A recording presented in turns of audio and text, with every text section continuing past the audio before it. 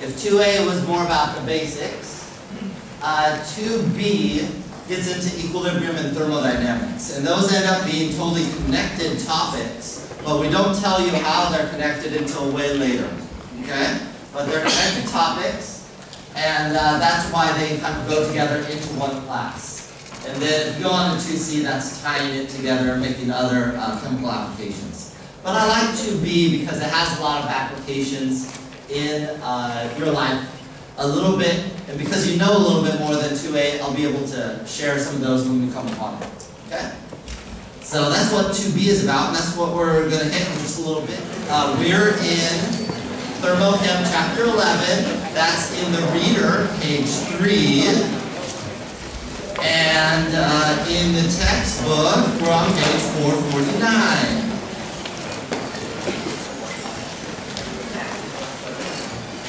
And this is thermochemistry.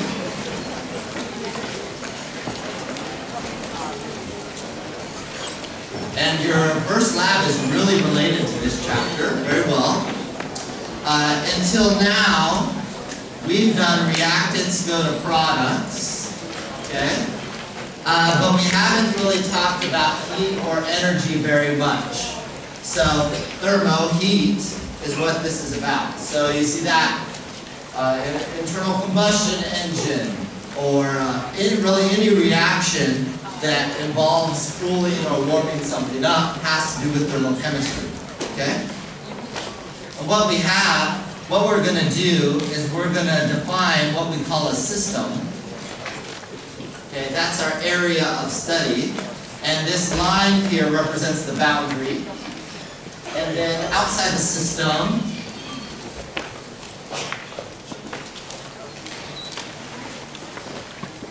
let me make sure. There we go. Outside the system is the surroundings. So we're going to use this terminology. So there's a system. What we're not studying is the surroundings. If you add the system and surroundings, we would call that the universe. That's everything. Okay? Our system is our focus of study.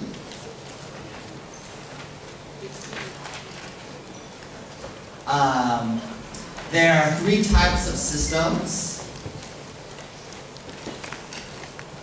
Okay? 3 types. One type is an open system. Open system. So you see this on page 4. It's also in your textbook as well. There's a closed system. And there's an isolated system. An open system says that across the boundary, you can exchange energy and matter. So there's an open flow. This would be like a beaker. So energy, energy or heat can leave the beaker, for example. Or you can pour something in, or you can take the liquid out. So it's an open system. Matter and energy can exchange across the boundary. A closed system says that only energy will exchange across the boundary. So this would be like a flask with a top on it. No matter can pass through because it's closed, it's capped. However, energy can pass through. You can feel heat on the edges at the top, for example. So that's a closed system where only energy, again, will cross the boundary. Isolated means nothing crosses the boundary. Neither matter nor energy. Okay? This would be approximated with, say, a coffee cup or a thermos, where if the thermos is closed, you're not going to get more coffee in there because it's closed and it's capped. And if it's well insulated, it's going to keep the heat inside. Okay? So that would be more of an example of an isolated system. All right, a few more terms that we need here. Let's do energy as kind of a broad term. And by the way, and this is also posted, and it should be on the Smart site. It's also my reader. Thermo, this is just a flow of the chapter. This is page 3. We're doing terms right now. Okay, so we're just warming up with some terms. Okay, energy. This is the capacity to do work or produce heat. So energy is related to heat and work. It's the ability to produce heat or work. Okay?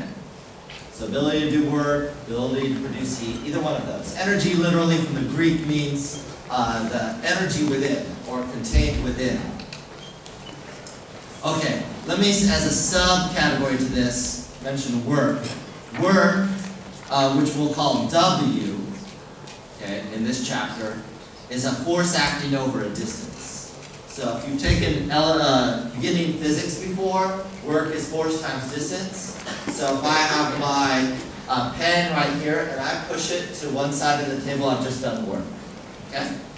So any movement of something using force over any distance, that's work. So it's a force acting over a distance. Okay. So we'll say more about heat in a little bit. Now, a subcategory of energy, I'll just say A, E sub K. Does anybody remember that from Chem 2A? This is kinetic energy, E sub K. This has to do with motion. We actually learned a couple formulas for this in Chem 2A. 3/2 RT and 1/2 mu squared. We're not really going to use these formulas too much. Aside, you should know that kinetic energy has units of joules, which is units of any energy, really, for SI units.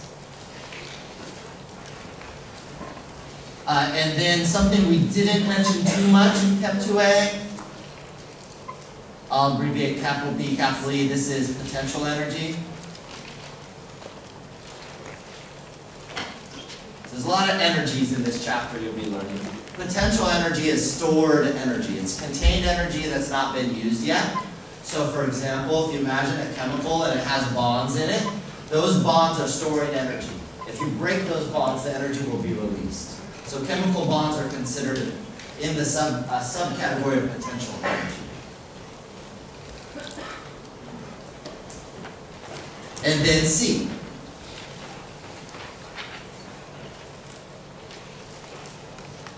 Thermal energy. This is the energy associated with some like random molecular motion. So, for example, friction would be an example of thermal energy. Rub two pieces of wood together, they get hot, they cause some friction, and thus, warms up, might potentially even be able to start a fire. So that's thermal energy. So for example, a large body, say a large body of water like the Indian Ocean, would have a lot of potential for thermal energy because there's so many molecules in there. Okay?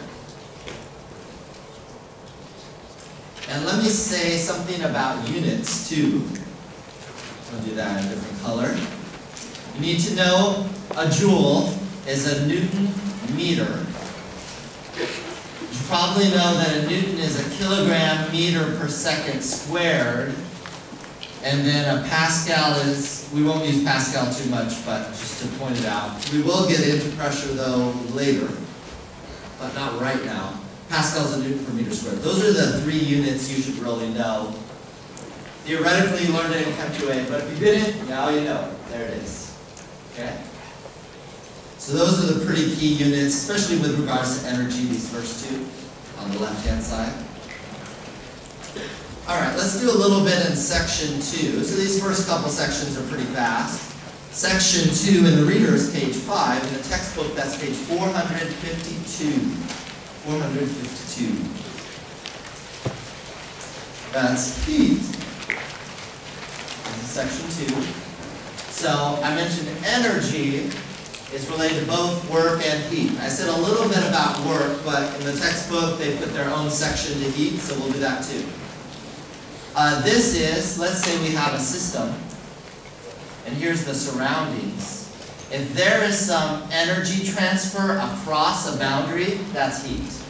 So energy transfer into the system or out of the system is called heat. Okay? That's what heat is defined as. So you are a normal cold-blooded person. you hug a hot, sweaty person, they will transfer energy to you.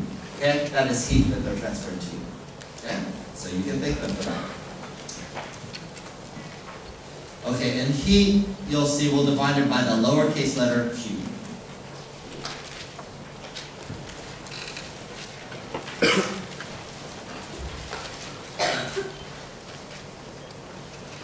Okay, let me give you a formula for heat right now. Q equals mass Cp delta T. So M is mass. The more massive the object, or the more mass in the compound, or in the container, the more heat can be transferred across the boundary. The bigger the change in energy, delta means change, so the difference between initial and final energy, or temperature, I should say, change in temperature, the bigger the heat. So if there's a large temperature difference, more heat can be transferred. And then finally, this right here is having to do with the specific compound itself. And since we're in chemistry, we're dealing with compounds. And this is the specific heat. Specific heat.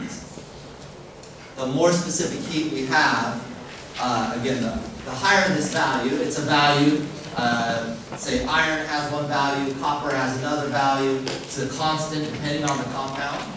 It's something we would give you, or you would look up, or if you have the other values, you can calculate. And you'll see that in your first lab. Now, what I would like to do is do a demo of this, and I need some TAs to help me. And I need a student volunteer. Sure, come on. Yeah, come on up. Okay, so, okay, I need two of you. Maybe more, at least two. Okay, you hold that. Okay, no. Okay, you hold that. Okay, hi. How's it going? Your name is? Yvonne. You are from? San Jose. Okay. Is that a good place to visit if I wanted to go traveling? Depends. What would I do in San Jose if I went there? I don't know. Okay. I probably won't go there then. Now, you can regret this decision if you want to. So what I want to do, I have here, let me show everybody, you stay right there, don't approach. Okay. I have here a water balloon. You can do this at home with your little cousin if you want. Okay? What I'm going to do is, water has a high heat capacity, okay, or specific heat, pretty high. What that means is it'll absorb heat very easily into it, okay? So what that means is, what I would like to do is take this and put it above your head, okay? And then what I want to do is get a match, and I want to burn this and see if the balloon pops. If it pops, of course you get water all over your body. Now, if it's true that this has a high heat capacity, it shouldn't pop because all the heat from the match will go into the balloon, specifically the water in the balloon. What do you think? Do you regret this? You can, and you can go back. This is your choice. You can go sit down now, and we'll pretend this didn't happen, and I'll find some other fool. I'm going to hold this above your head, light a match under it, and see if it doesn't pop. What do you want to do? You trust me? Okay, maybe I'll say one more thing. It has popped before. Okay. You still want to do it. I just want to let you know all the consequences of what you're getting into. Do you want me to? You're going to do it. Okay. Oh, okay. Now, here, I need you, so everybody can see. Can you stand like right here? Okay? And I kind of don't want you to move because I don't want to like, if I bump this wrong, it'll pop. Somebody moved before, or I want you to stay really still. You can do that? Okay. Okay, face everybody. Okay, ready? Okay. Now, you can light a match, right? Okay, I need you too. Okay, why don't you hold the balloon? Okay, don't put your hand down there though. Okay, and hold a little higher because I need to get a match. Okay, hold up. Okay, why don't you light the match? Go ahead. Tell me when you're ready. Oh, okay. No, this is the key part of this demo. You're okay about, right? Stay totally still for me. Okay, this is key. Okay, okay, you ready? Here we go. Ah!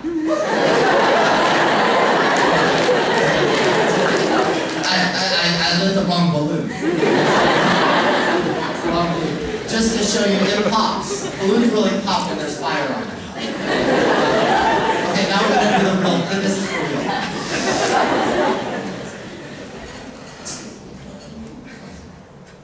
Okay, there we go. I'll take this. Yes, you can pray now if you want. So I'm literally putting the match. Oh, it went out. Okay, I was putting the match. It started to char the bottom. The brass.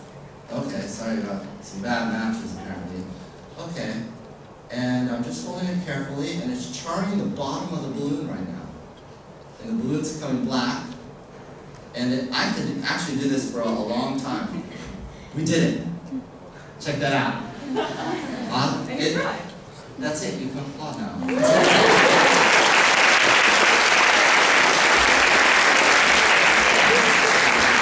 You can actually, I've done this for like 10 minutes, and it doesn't pop at all. You can't take like a blowtorch to it, but because you were so great, I'm gonna, did you see my Sharpie? Okay. I'm gonna sign this balloon for you. You're welcome.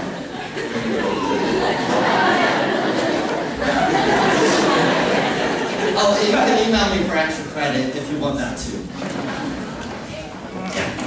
And I brought just an extra one.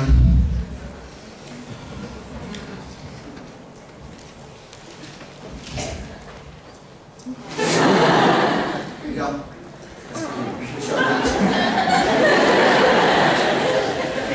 Alright. Cool. We're talking about heat. That's right. Okay. So there's actually two terms I want to mention with specific heat. Again, that match or the flame doesn't cause the balloon to pop because all the heat went into the water. Again, because water has that high specific heat or heat capacity. So let me just define two terms here, CP and C. So more specifically, this is specific heat. Again, it's a constant. And this one we call heat capacity. These two terms are related, and you'll see both of these terms in this class, especially in this chapter. They're related like this. So you can write the equation Q equals mCp, that's specific heat, delta T, or just C delta T. Okay? Heat, the second one, the heat capacity, is a quantity of heat required to change the temperature of the system by 1 degree. So that's mass is involved in that component. And then specific heat, the one on the top, is specific to the substance, whatever that is. Okay? This has units of joules per gram degree C, and this is just joules per degree C. Sometimes you will see other units besides joules, like calories, for example, or you will see joules per Kelvin. Joules per gram Kelvin here, or joules per just Kelvin here. How do I get from one unit to the other unit? Meaning Kelvin units to the Celsius units.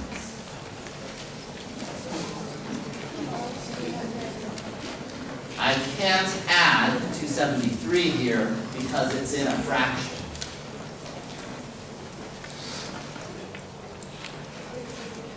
So if I take two temperatures and I take the difference of them in Celsius, and then I take two temperatures and take the difference in Kelvin, those two numbers are the same, they're identical.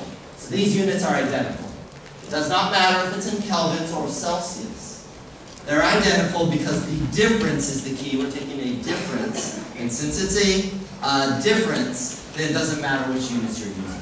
Okay? So temperature here can be Celsius or Kelvin, it does not matter. Okay? Celsius or Kelvin, it does not matter. A general rule I sometimes give students, if you're adding or if you're taking a difference in any way, it won't matter at all. It will matter if you're doing some sort of division, multiplication sort of thing. Okay? Which we're not doing here. We did that in 2A, and that's why it didn't matter there. Okay, let me just show you some examples of different specific heats of different elements. This is from your textbook. There's also a picture like this, or a table like this in your reader. You can see that depending on the substance, you'll have a different specific heat. We're actually going to do a demo on this at the next class. Okay? So, but just so you can see some different values, they can totally vary. The value for water is 4, so it's just a very huge value. That's why if you live in the Bay Area, some of you live in the Bay Area. Oh, Wanda's in this, where did you live? San Jose. Hi. Yeah. The weather there compared to here is more temperate. Meaning it doesn't get as cold typically, and it doesn't get as hot as it does here. And that's because the water, because it resists temperature change, it has a high heat capacity, keeps the temperature more mild. So anywhere in a coastal region, you have more temperate weather. If you're away from the coast more, you have higher highs and lower lows. Okay, let's move that to the side a little bit. How's class going so far? Okay. All right. Let's do one more thing.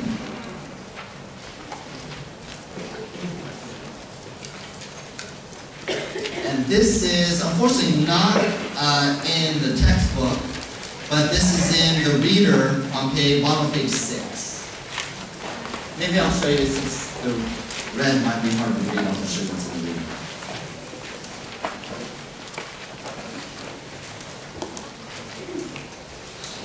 There are, when you're doing a problem, and we're going to do problems later, there's different sources for Q, meaning there's different sources of heat. One common source is the one you most likely would think of. If there's a temperature difference, this person is really hot, this person's really cold, so there's going to be an exchange of heat when they hug. That kind of temperature change or heat exchange. That's the top case. If there's a temperature change observed, or that's the left case I should say. If there's a temperature change observed, we're going to use that equation I've just been talking about in the middle bottom. Okay? So if you see a source of Q that has to do with temperature, and there's a temperature change, this is our equation that we're working with right here. Sometimes we have a heat exchange, but there's no temperature change. Okay? What would be an example of that? If something is boiling, what's the temperature in Celsius? If water's boiling, it would be 100 degrees Celsius. And as it continues to boil more and more, does the temperature change? No, it doesn't. If water's boiling, it's at 100 degrees C, no matter how much heat I put into it, yet I still have to have the oven on to get my water to boil. So there's still an exchange of heat going into the water to cause it to boil, but no temperature change. So sometimes, and we call that capital H change, and I'm going to talk about that later in the next class, an enthalpy change. That can happen in a couple different scenarios. If a reaction occurs, if a solution is made by mixing it together, or if there's a phase change, like boiling water is example I gave you. Then you're going to use the equation on the right. Okay? And I'm going to talk more about the equation on the lower right later. But I just wanted to point this out that there can be multiple sources of Q. And the two common ones you'll ever see are the H, or enthalpy change. We'll talk about that more. And the one we just talked about, the temperature change. So you'll have to distinguish between those two when you solve the problem.